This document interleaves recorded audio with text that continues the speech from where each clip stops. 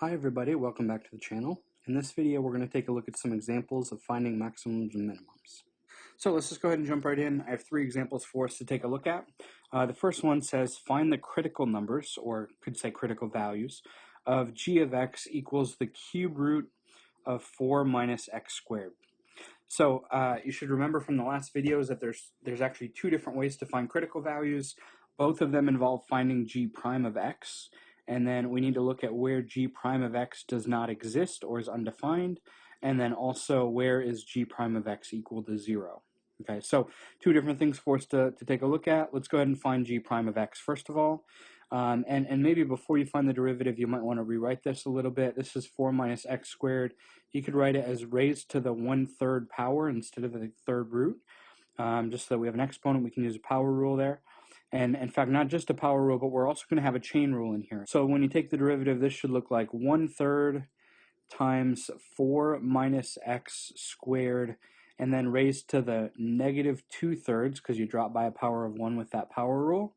But then don't forget to multiply by the derivative of the inside. So the derivative of the inside is negative 2x. And if you want to clean this up a little bit, I think that would be a really good idea. So we could rewrite this as negative 2x divided by, let's see, on the bottom we have a 3. We also have this kind of 2/3 power of 4 minus x squared. I'll write it as 4 minus x squared squared, and then the third root of that. And that's on the bottom because it was a negative exponent. So kind of give myself a little bit more room here. And we have something like, let's see, this is the third root. You could leave it as raised to the 1/3 if you'd rather see it as an exponent, that's fine, but it's 3 times. Okay. And so we want to consider what's the domain of this function g prime, and then also where is this function equal to 0. Where does g prime not exist? Okay. Where does g prime not exist? Well, you're not allowed to have 0 in the denominator. Think back to rational functions. And so think about what values of x would give you a 0 in the denominator, if any. Right? In the last video, we saw an example where when we took the derivative, the domain of that was all real numbers. There were no problem values, nowhere to worry about where the derivative didn't exist. In this one, I think it's a little different because if we look at this 4 minus x squared in here, it is possible for that to be equal to 0. And so if you take the 4 minus x squared and set that equal to 0, you're going to find the values of x that are not allowed in your domain. Those are the values where g prime does not exist. And so hopefully pretty clearly that should give you something like x equals plus or minus 2. So those are not allowed. The other thing we want to consider is where is g prime equal to 0. So let's recap so far. G prime does not exist at x equals plus or minus 2.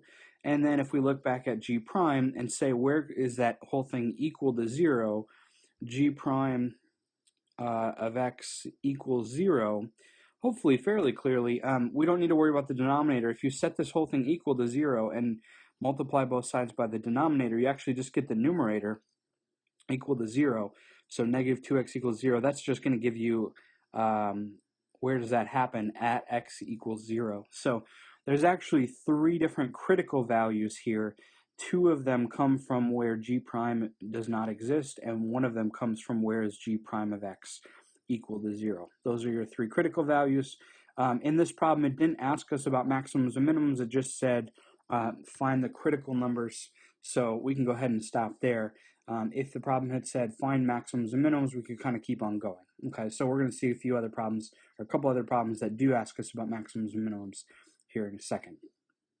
Okay, let's take a look at a second one here. And here's the directions are going to be a little different for the second one.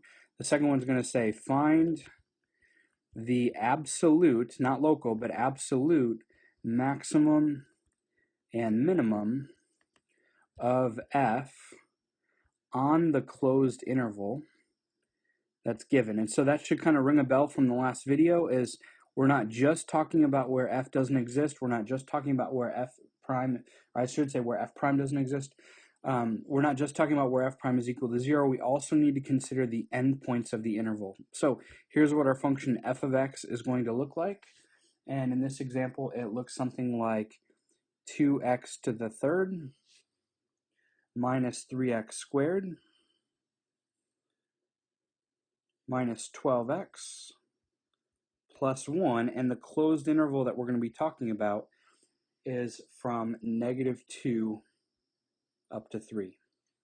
Okay, so go ahead and pause the video, take a look at this for a minute, see what you can do, and then come back.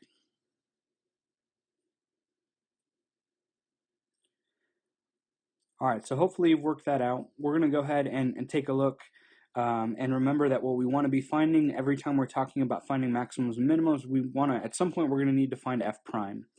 Okay, so go ahead and look at f prime. F prime is going to look like 6x squared minus 6x minus 12. Okay, so f prime of x looks like 6x squared.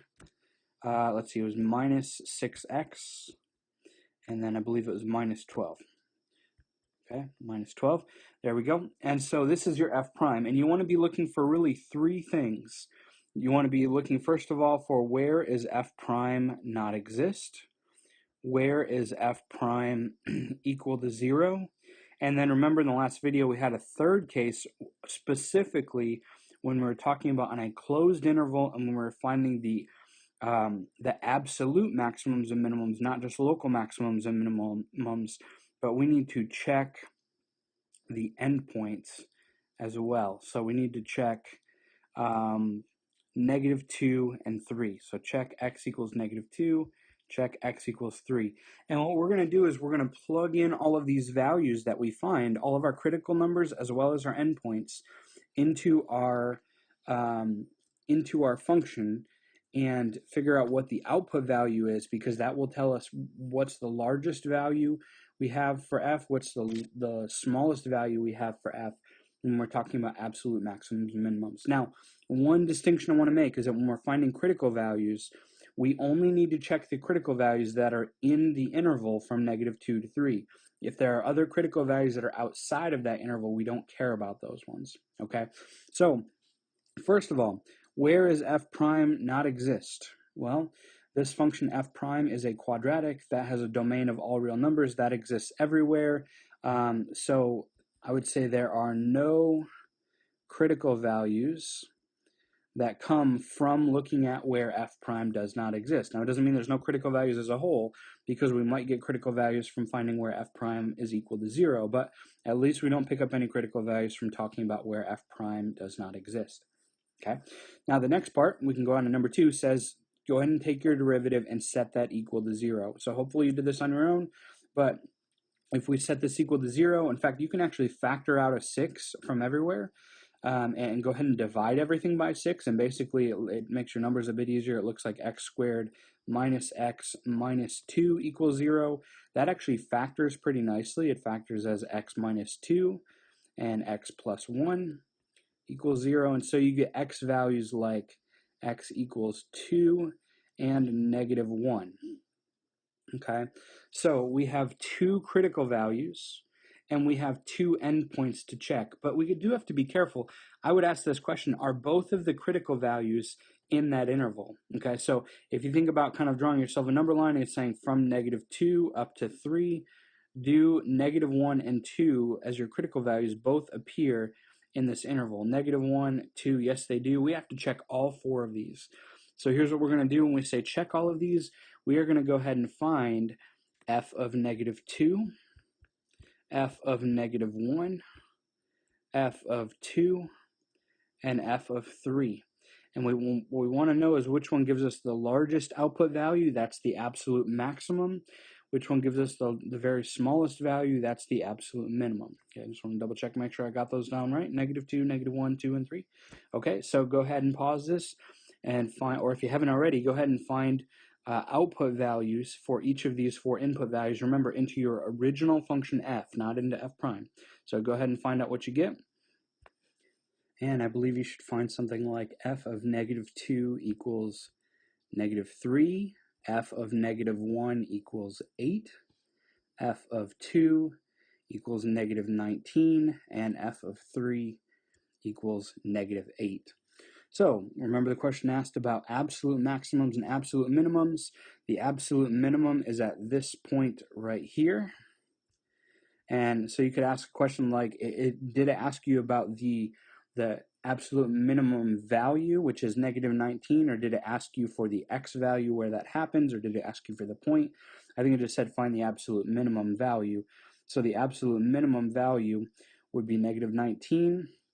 The absolute maximum value, or at least on this interval that we care about, would be 8, and that happens at x equals -1. Okay, so we can use the endpoints as well as the critical values. Now remember, the endpoints that we had were -2 and 3, so it actually, let's see, we didn't need either of those endpoints actually, but sometimes we do have the endpoints as our absolute maximum or our absolute minimum. All right, let's go ahead and take a look at one last example. This is a real-world example talking about the Hubble Space Telescope, and it says that this was deployed on April 24, 1990 by the Space Shuttle Discovery.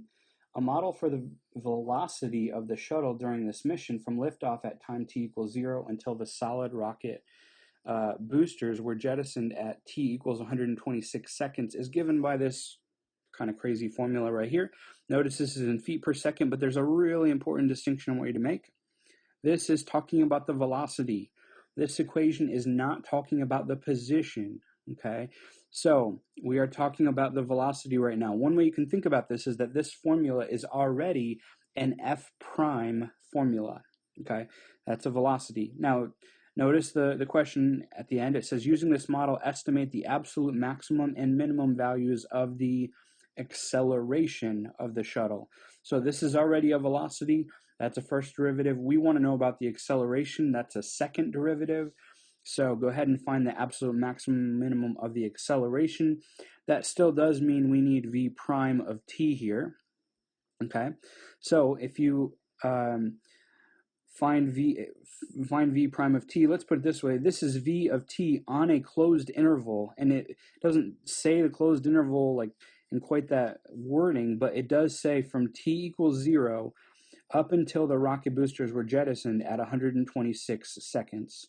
So you should be thinking about this as being on a closed interval from 0 up to 126 seconds. Okay. Find the maximum acceleration. That is the derivative of the velocity. So we need the derivative of the velocity here, and we should find something like, let's see, probably 0.00, these are some power rules in here, so 3906 t squared minus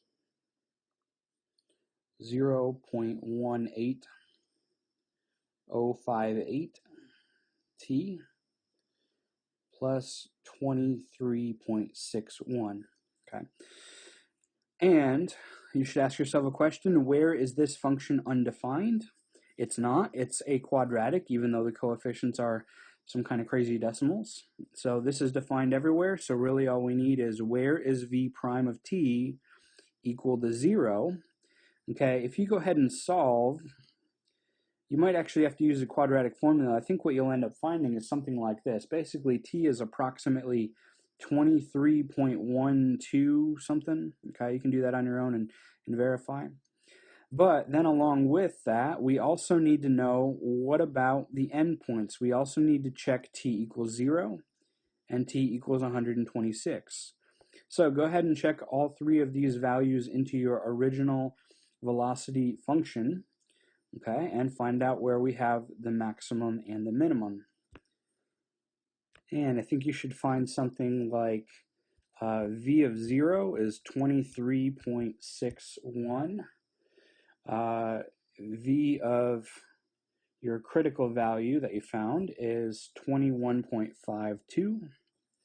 And v of 126 seconds is 62.87.